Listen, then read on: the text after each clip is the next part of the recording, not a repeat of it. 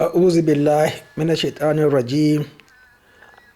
Bismillahir rahmanir rahim. Yan uwana musulmi, Allah na gafarta mana, amma akan sharaɗi.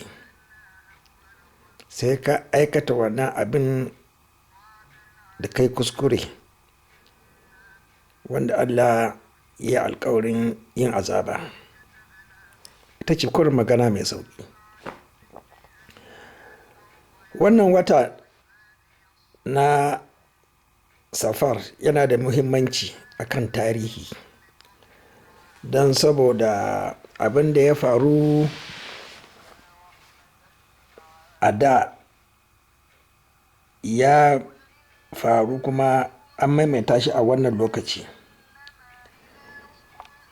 kuma ya tabbatar da cewa maganar manzon Allah sallallahu alaihi wasallama ba ta faɗuwa.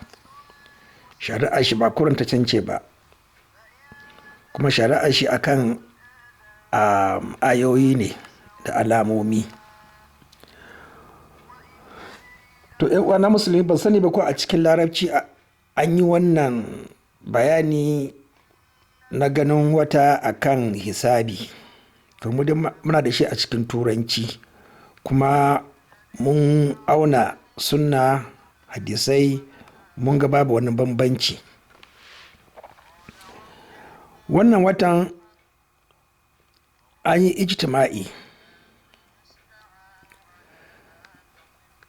a urjunul qadim ran 23 ga wata. Yau 24 ga wata. An ce ba yadda za a yi a ga jaririn wata a duniya gaba ɗayanta.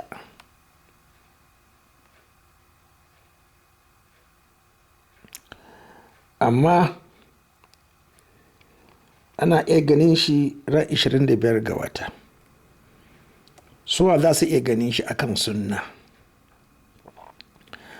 Sun ce yamma da America, Los Angeles, wajen su Hawaii, za su ga wata sosai idan sararin sama babu wani abin wato duhu, ko kuma wani abu wanda zai hana ganin wata sosai. Yayo ƙasa har ya zo Najeriya. Amma da ya zo Najeriya sai ya tsaya wajen Lagos, Abeokuta, Ibadan, ya ɗan karkata yau ƙasa watakila zuwa Kalaba, za su iya gani. Amma abin da ya daga nan sama zuwa Kaduna, Kano, Katsina, to gaskiya har zuwa Saudi Arabia ba za a gan shi ba a cikin sunna ru'ya. To suka ce kuma ana iya ganin shi a Kaduna da sauran wurare da Saudi Arabia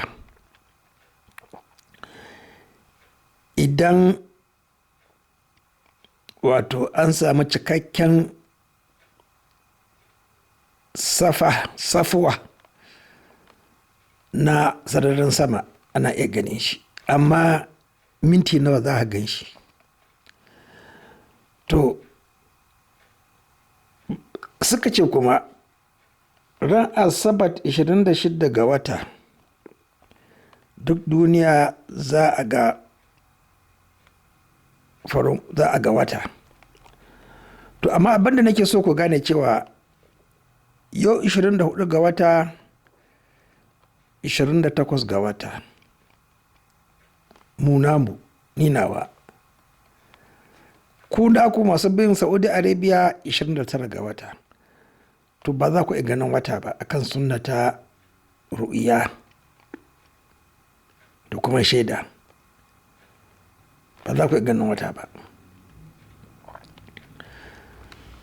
To kaga kenan su Saudi Arabia kenan ran 26 ga wata sun yi kwana 31, wanda yake kuma ba ta yiwuwa. to kamar da muke cewa kowa ya shirya kare kansa a ranar tashin kiyama, wannan ba wurin wai gardama ne ba. Kai ka kare kanka akan abin da Allah ya maka na alheri da kuma falala. Ya katta kenan. Mu mai da wa'azinmu da shawara ta haka, ba gardama. Ka je kai karatunka, kira kitabaka, haka fa za a ce maka ranar tashin kiyama. To, ikira kitabaka wanda littafi ka karanta, akwai littafai da yawa na larabci da turanci game da ganin wata. Wanda zan ba ku shawara ku gani, ana kiran shi Azabul Dalal fi ru'yatil hilal. Ya kai shekara 100 da rubutawa. An ba da labarin, kuma duk wani littafi sun ba da labarin abin da ya faru lokacin da Quraib ya dawo daga Damascus. Lokacin sahabbai, shi tabi'i ne, ba san lokacin da aka haife shi ba, amma ya zauna gidan tare da Aisha. Kuma kasan aka ce Aisha akwai Abdullahi ibn Abbas. To da ya dawo sai ya ce masu, mun ga watan azumi Ramadan ran Juma'a a Damascus, Syria. Sai Abdullahi ibn Abbas ya ce, mun gani ran Asabat, kowa da kowa ya je ya yi nashi.